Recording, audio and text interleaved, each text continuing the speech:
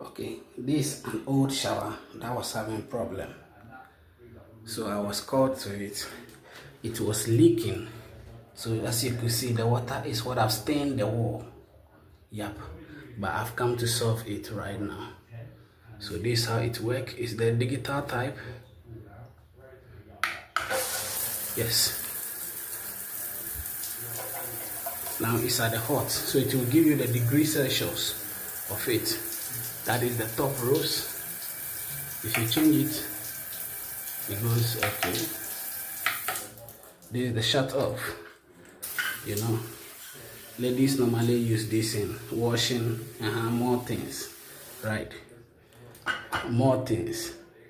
Okay. Then we go to this one, so it's 3 in 1.